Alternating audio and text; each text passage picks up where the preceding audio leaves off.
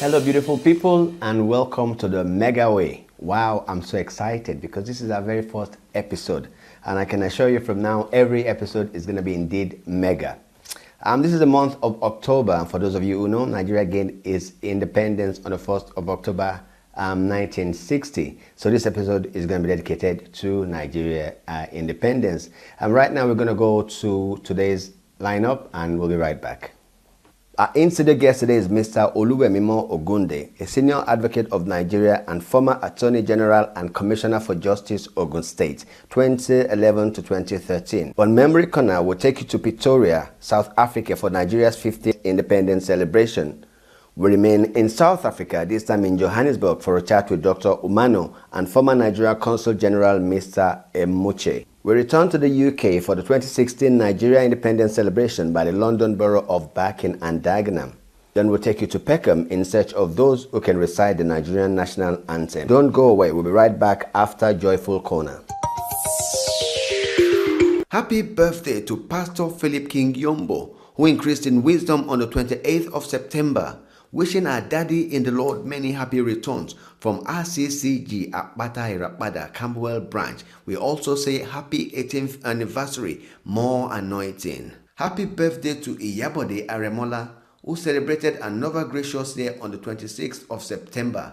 Lots of love from your children, Yemi, Dami, and Sheyi. May the Lord continue to bless you. Happy birthday to Adele-Abodedele, who celebrated her 6th birthday on the 23rd of September.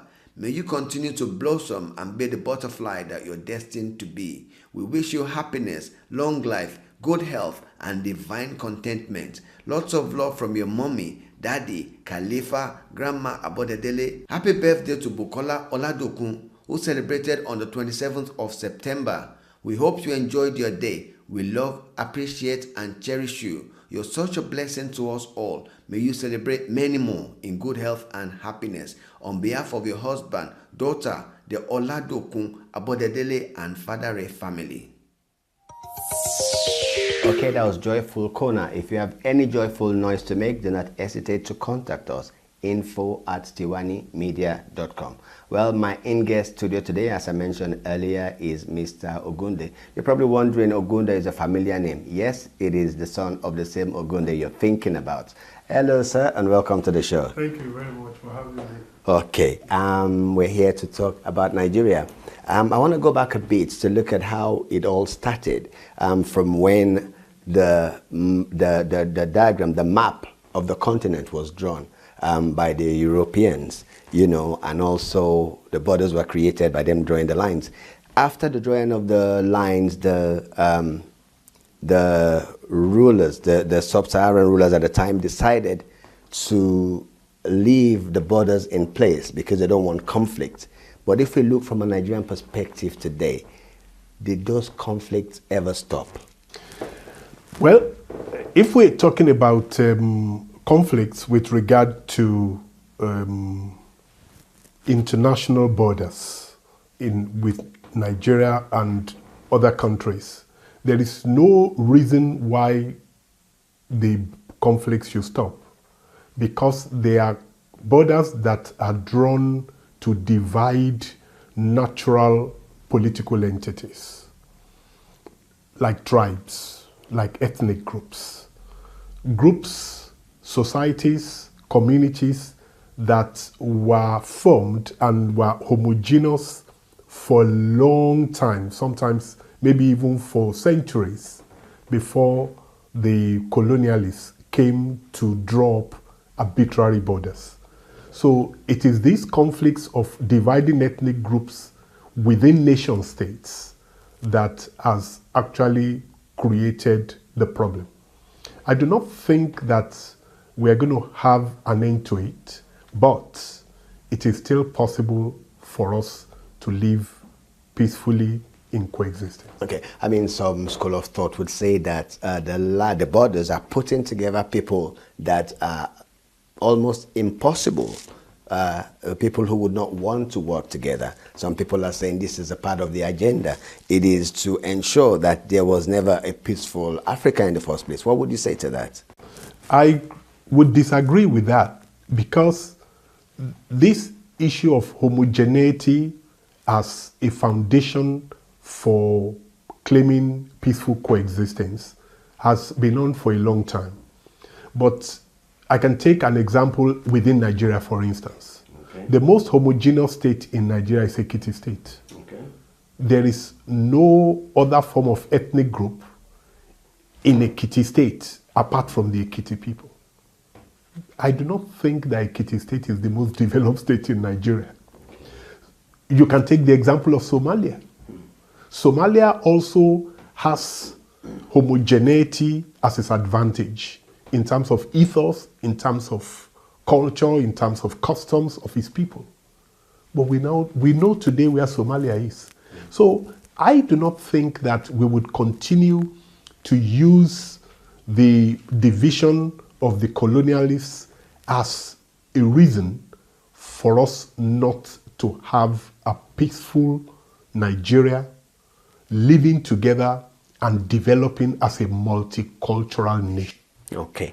Do you feel it plays any part at all, slight, in the disunity? I do not think Great Britain dropped from heaven as existing as Great Britain, or Germany, or France. These also, if we look to their history, we look at how Norman the Conqueror came to put Great Britain together. We can see today, right inside Great Britain, those who still believe they are not English. That does not mean that they are not Britons. The fact that they do not have common language does not mean, even some of them may even think that the English have colonized them, so to speak. They've taken away their indigenous culture. But today they call themselves Britons. How did that happen? It happened because along the line, there came an opportunity for them to understand that they have a stake in the country called Great Britain. They have a sense of belonging. There is something there that shows them that their interests are being taken into consideration. There is something there that gives them an opportunity to develop their potential fully. There is something there that gives them an opportunity to ensure that they themselves can rise to the very pinnacle, not just of their career, but even of the politics and economics of their country. Okay. That is what has committed them, not necessarily because they share a common language. Okay. Well, the new buzzword or the new political buzzword in Nigeria now is restructuring. What are your thoughts on the issue of restructuring Nigeria? First of all, we use very vague terms in my country. Restructuring is another very vague and confusing term. Maybe I want to define it in the way Nigerians have put it now. What they mean by restructuring is that there should be an opportunity for regions to develop using their own resources. That the idea of the Constitution taking over, making the federal government to take over the resources that belong to each region and use it as if it's the federal government that owns it is wrong. So that's what they mean by restructuring.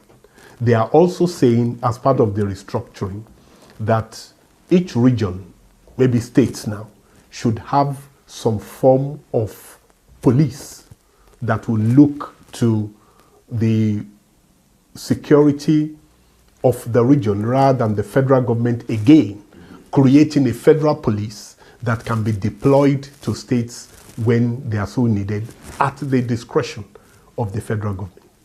They are also talking about an idea by which each region should have an opportunity of putting the best to the federal government, rather than a situation where what is taken into consideration is population. And in that case, the most populous people will now have like a winner takes all, so to speak. This is my understanding of what Nigerians are calling restructuring. I don't think that argument is new. We must not forget that that was the position of Nigeria until the Unification Decree of 1966. So if we are saying that regionalism should take its full implementation in Nigeria, is not new. The reason why that is causing a lot of problem now is because it has a political undertone. It's not being put forward as a way of ensuring that the country gets better. Now, let's even ask ourselves, without restructuring, without regionalism, how many states in Nigeria can we say is free from corruption? Now, it's indigenes of these states that are the governors. It's the indigenes that are the commissioners. It's the indigenes that are heading the statutory agencies, heading the judiciary, heading the legislature, heading the schools, heading every aspect of the states. Now, if the argument is that if Ogun State, for instance, belongs to the Southwest and the Southwest is run independently under maybe a governor general, I don't know what name they're going to give it, Ogun State will be better off than if it's run as part of the Federal Republic of Nigeria. I disagree with that. Well, there are also issues of being able to work with the natural resources. They still need approval from the federal government because a lot of the Nigerian states are very rich in natural resources and are not able to develop them, to develop themselves. You know, so perhaps this issue might resolve such things that they would have the access and they could have this independence to support their own growth. That's the basis of my disagreement. The disagreement, maybe let me use a domestic example. A wife who tells her husband that if only you can give me 200 naira instead of 100 naira, we'll feel better, we'll feed better in this home, must still give an explanation of how she's spending the present 100 naira. Because if she cannot give a good account of how she's spending the present 100 naira, how are we going to have the assurance that giving 300 naira to such wife will make things better? So basically the issue is the governance. The governance is the issue. The governance is the issue. I am not saying that regionalism would not help, but we have to look at how it worked originally. And I do not have any assurance now, I speak as a Nigerian, that we have political leaders, statesmen, like Awolowo, like Azikiwe, like Ahmadu Bello again. We don't have them again.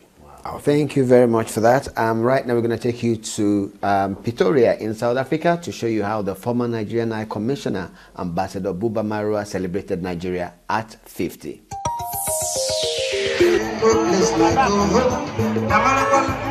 I'm proud to be in Nigeria.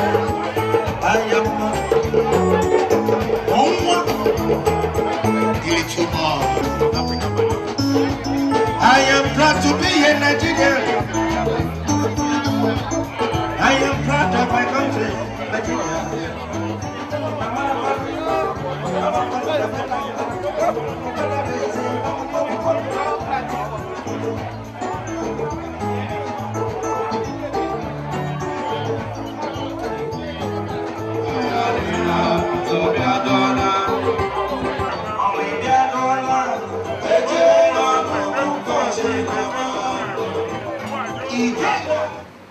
Nigeria occupies an area of about 1 million square kilometers, has a 36-state structure with a population of 150 million. We are actually 1/4 the population of the entire Black Africa and 1/5 the population of the Black race. With over 100 universities, Nigeria is the economic powerhouse of West Africa, contributing 50% of regional GDP and as well the second economy in Africa. Ranked number 8 in the world in the export of oil, we are an emerging economy with tremendous potentials for foreign investment. In fact, Nigeria is the 3rd fastest growing economy in the world this year, after China and India. We are positioned for investment in the energy sector, that is in oil and gas and power, in mining, railways, agriculture and agri-based industries, hospitality industry, communication, banking and finance, and manufacturing. So I start from 1, 2, 10, 17, 20, 44, and 50. Happy celebrations, Nigerians.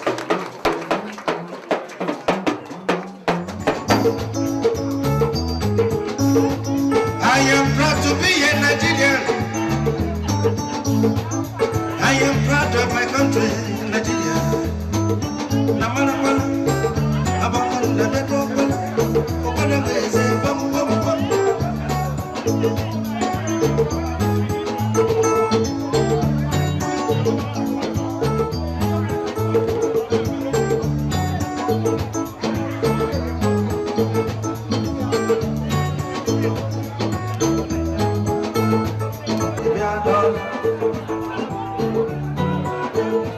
Our South Africa, all our natives, smart.